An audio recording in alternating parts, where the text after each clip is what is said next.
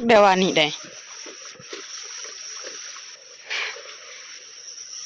มีที่ห้อยกำนั่งเลย พอดีได้ปีหนึ่งกับ2 เดือนประมาณนี้เพราะว่าเขาปลูกเบียร์โลกบ่ได้ปลูกเบียร์ทงนะอายบ่หล่ออายบ่รวยแต่น้องคือแสงดาวในคืนลมช่วยสบายดีเด้อมันน้องนูจะไปสวนกาแฟมาเบิ่งกันว่ากาแฟน้องนูจะงามหรือบ่มีขี่รถจักรไป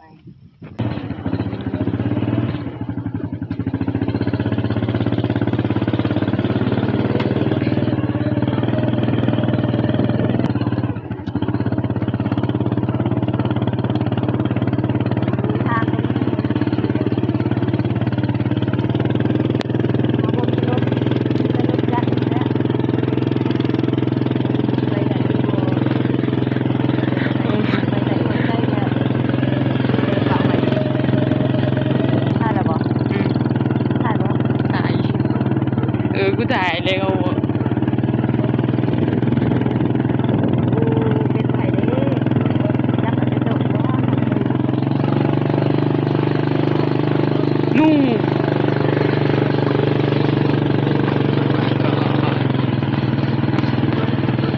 ต๊อกเอามาปะฝาอยู่นี่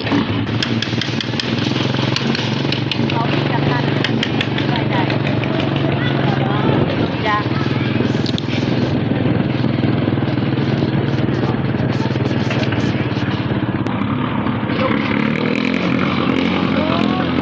เป็นห้องกินบ่ล่ะ Oh my god Oh my god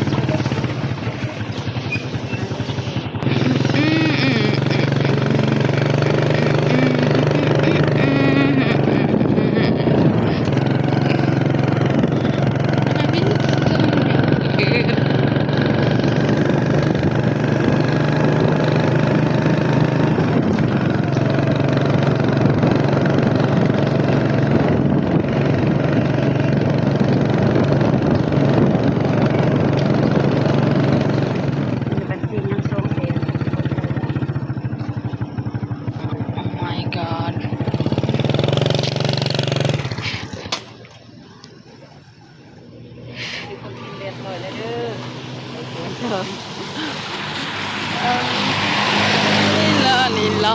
ละ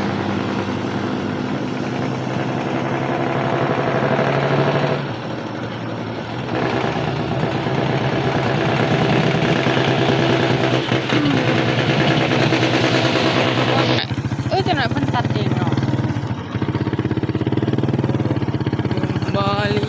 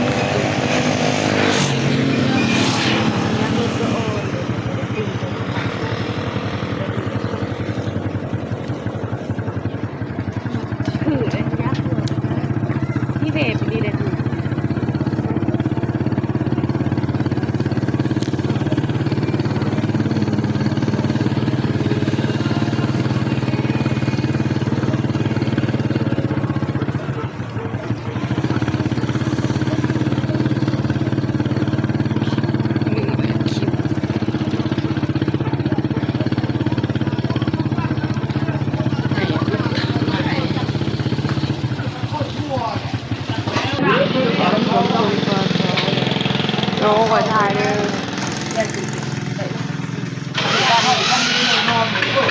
อันนี้อันเท่าไหร่ฮะ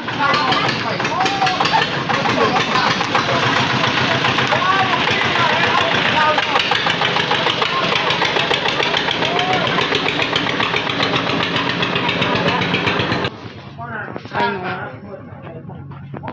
ถ่ายเลยเลยกูสน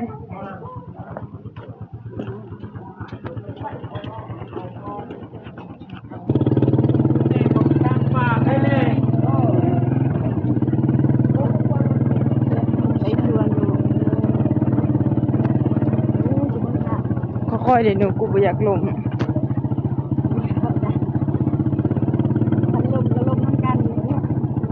โอ้หมาตัวนี้มันเลยอันนี้หนูมาตัวนี้โอ้มาอยากจะไปเมื่อไหร่หดตัวนี้จะได้งานของเราน้ำหอยได้ปกติหักมันจะพอเต็มเพราะว่าฝนตกทุกมื้อน้ำขึ้นวันนี้เมื่อไหร่ได้นำสำนี Oh my god.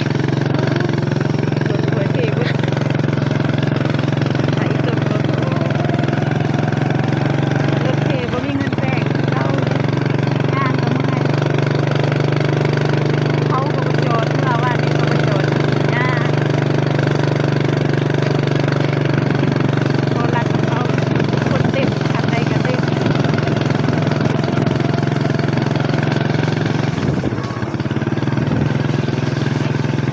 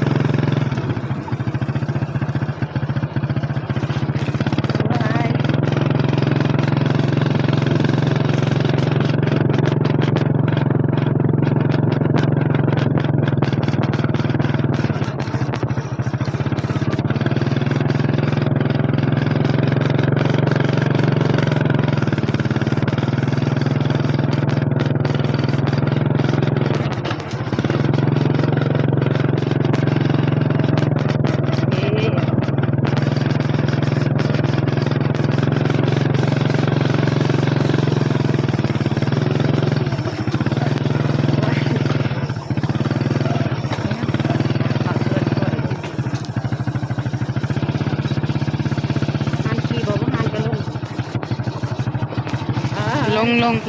ขอยาน ลงบ่ มันสิจอดรถอยู่ไส อ่ะโอ้ใช้ไปเลยจะโดนไหวแล้ว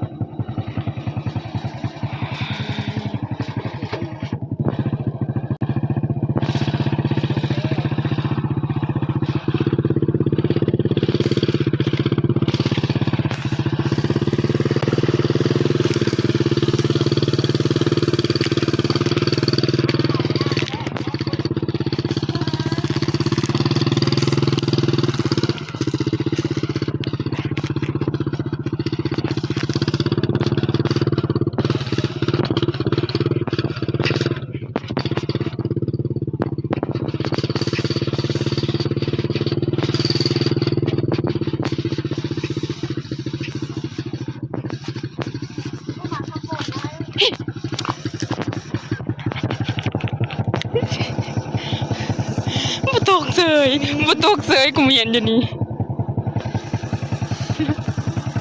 เหลือตัวคนเดียว ตก ข บ่ ออ ได้ นุญาตไปทั้งสวนทะเลไปบ่ได้ที่ที่ค่ะเต็มไปน้ำท่วมเป็นทางแน่แล้วขออนุญาตดู ทางผมเปื้อน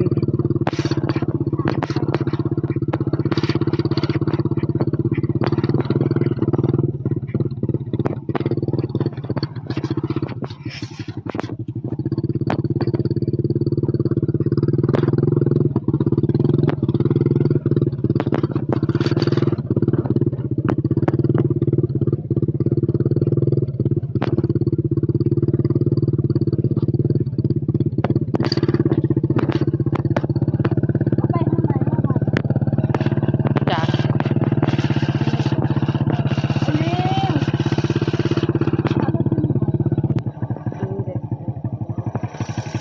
ให้รถสิดับลอง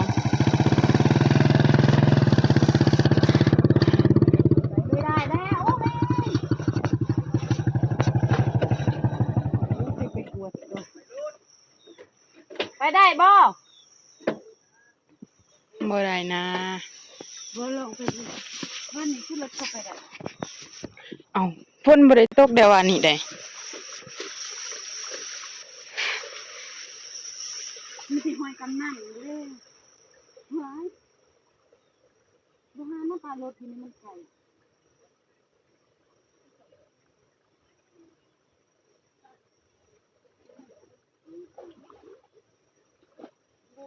สวย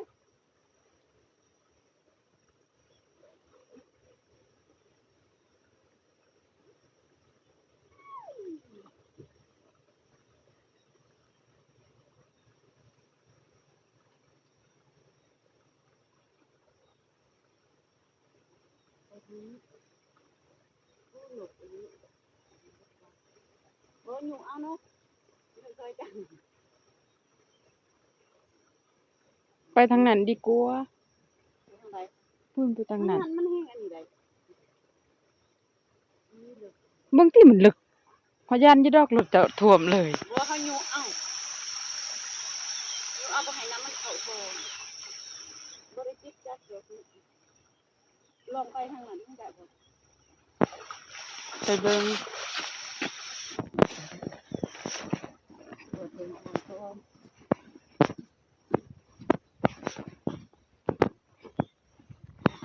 ไปได้บ่ล่ะทางนี้น้ำเต็มอีก จอดรถอยู่นี่แหล้วนะ นี่ยานเขาหลักอยู่ในใจเราเขาหลักที่เรนเลยบ่มีรถหนูเอาเนาะ มึงสิเสียงบ่ เอาลองหนูเอารถไปบ่ได้ทุกคน สิได้จอดปะรถอยู่นี่แล้วนั่นเขาหลักกับตัวกันน่ะว่าที่โจรมันมามันขี่รถมันมืดน้อยนะมันเลิกไปกับเพื่อน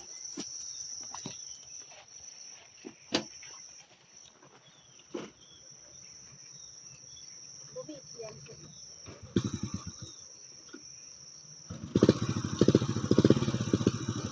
มันรถนี่มันนำเขามันบ่ติด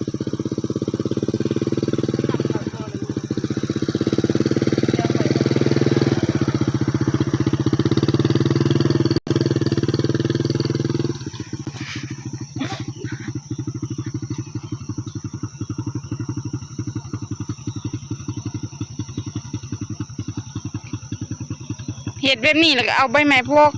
ฮะ เอาใบไม้ปลูก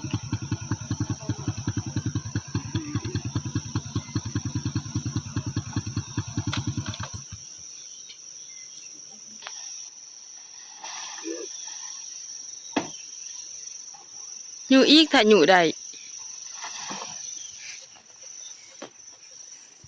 จะรักรถต่อยเด้อพอให้จะพิมพ์จะทานคือได้คุณคงรถทางไหนเด้อ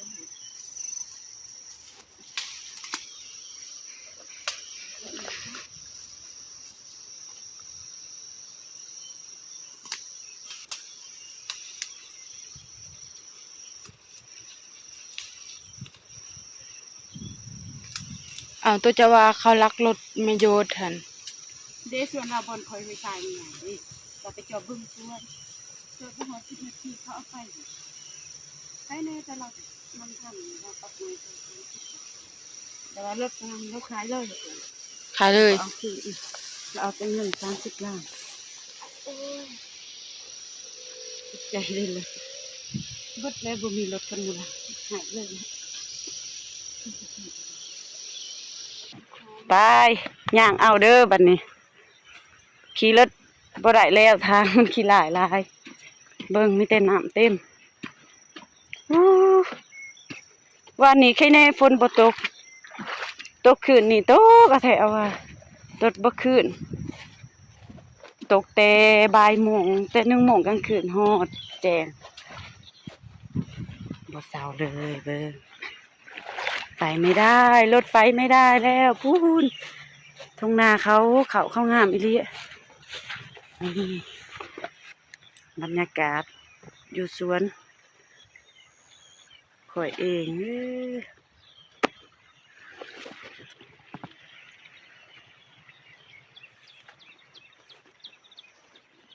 เขางามอีหลีอุ๊บโอ้ยเกือบบ่วิดนะ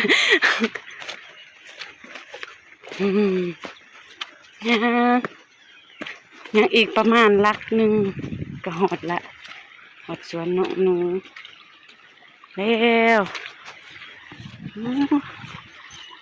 เขาบรรยากาศวิวโคตรสวย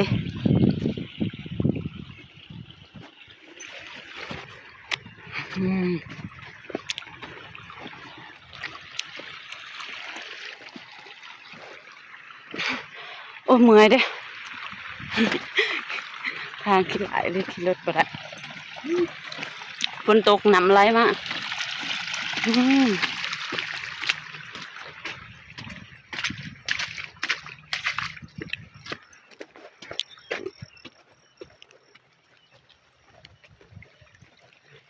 มื้อนี้ก็ฝนสิตกอีกแล้วสิได้เฮ็ดเวียกอยู่บ่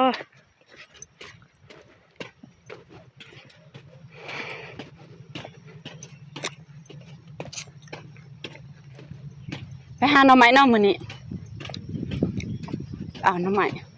ไปเฮ็ดแกงหน่อไม้ก่อนดนแหละบ่ได้กิน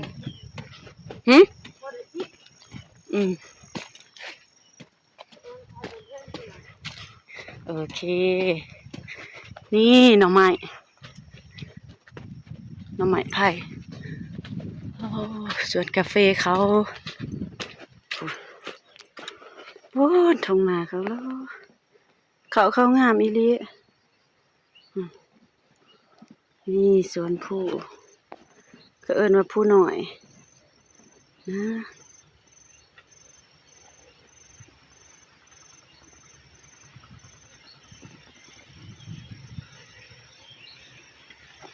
ลมพัดมา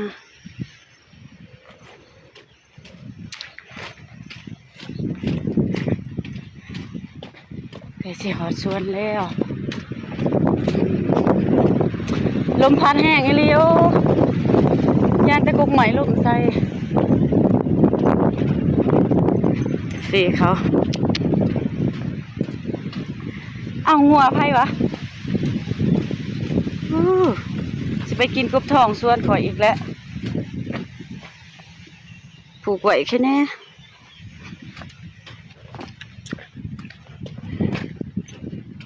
นี่น้ำไม้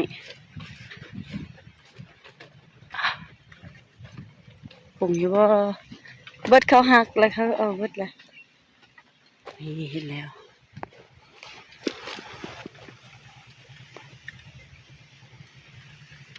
หน่อไม้พอดีแสบบัดเมื่อตอนแรกจังสิไปเอา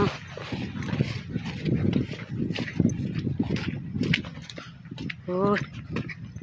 อันยา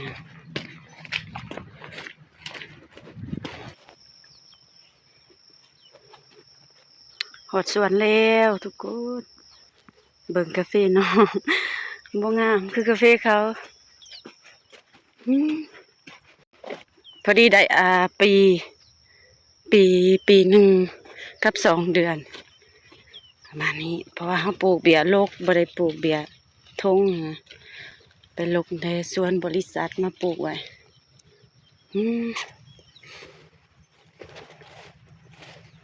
มันมีกาแฟเก่าของเจ้าของสวนตะกี้มันเป็นดินอีป่านี่กกเก่าของเราเพราะว่ารักษาใส่ปุ๋ยมันก็จะมากอยู่แต่ว่ามันบ่หลายพอได้เก็บพอได้ซื้อก็เป็นหน่วยอยู่นี่หอดสวนแล้วเด้อสวนก็โหกมีแต่หญ้าเต็มหอดสวนแล้วเด้อหอดสวนนุ่มเด้อกาแฟก็บ่งามหญ้าก็บ่เป็นเอาน้องเขาจะคิดสนิทกันเด้อสิเขาเฮ็ดเบียร์คิดงานเวลามันเสยแล้วฝากให้ติดตามเด้อติดตามช่องใหม่น้องนี่กดไลค์กดแชร์ให้เป็นกำลังใจให้เด้อฝากติดตามช่องใหม่เด้อสวัสดี